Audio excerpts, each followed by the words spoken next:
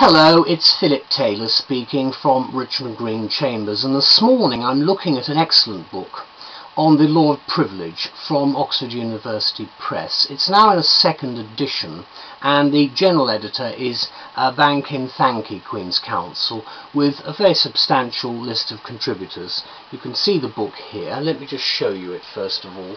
That's the front cover. The back of the book has, I think, a first-class index, because quite often I'd be looking at the index first to try and find out the area that I'm interested in. Case law's fairly substantial, not too heavy though, and what you've got as usual are very useful paragraph numbering at the sides, and then you can see the detail of the footnotes, which I think are very helpful indeed. Obviously the other useful thing is with the chapter headings you've got an index right at the front, so you can look very easily for what you're after. Now I'm very pleased with this book. I think it's a very excellent help to us in the legal profession. We've given the title on the web and elsewhere of Confidentiality versus Disclosure, Privacy versus Free Speech. Here's the expert and definitive guide to privilege. For now, because obviously things are changing. This is what is now becoming known as information law, if you like, in a much wider sense, because it's the availability of information itself. The detail of our review you can read it in your own time, but certainly I'm impressed by the way in which this book has now looked ahead from the old days. Let me start off by saying that privilege, according to the editor of what is actually a very readable work, is a potential obstacle to the discovery of truth, and the common law accordingly recognises very few categories of privilege. And for examples, you could take legal professional privilege as one instance of where it does actually step in.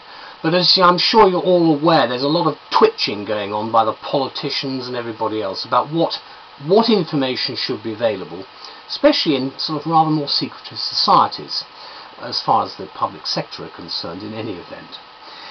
Obviously the point I'm making here is, yes, the client should be able to seek legal advice with the expectation that what passes between him and his legal advisor remains confidential. In other words, it's privileged. However, public interest now demands, in our view, and also certainly what the editor is looking at and his staff and contributors, that all the materials, documents and so forth pertinent to the case should be available to the court, particularly if such materials would affect the outcome of the case. An instance just coming in when this book was being published is the availability of skeleton arguments, for instance, from counsel, which now have to be made public, which is an interesting one for us at the bar, but more about that probably at a later stage. Here then arises a perpetual clash of interests, the issues arising from which form the core content of what we think is a fascinating book, now in its second edition. The first was published in 2006 with the encouragement and support of the late Tom Bingham. Now 5 years on, the second edition has been produced once again by an expert and erudite team comprising members of Bingham's old chambers at Fountain Court, and certainly reveals the same thoroughness and insight as the previous edition. Result, of course, is what we would certainly term the definitive work on the subject, which is not an easy one to come to grips with.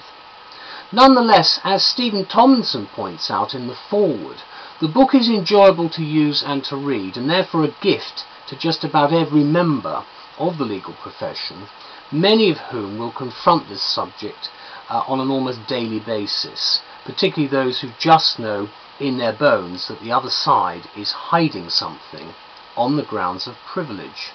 Of course, that's really where the balance comes in. This is where we emerge then with the privacy versus free speech debate. It's going to continue, and there's not a lot we can say about that because it's going to rear its head on many occasions, and I actually see very little likelihood of there ever being a solution to it, frankly, but there we are.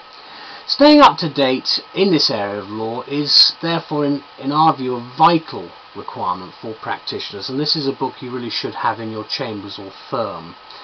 all recent case laws being considered as up to date as possible, and within about 400 pages, which is, as I said, meticulously footnoted. It offers ample resources for research if you need to do that.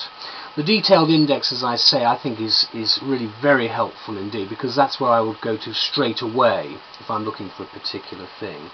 So to conclude, I'd say it is the expert and definitive current handbook on privilege law, and I'm very grateful that we have it. So thank you to all the people concerned and to OUP for commissioning it.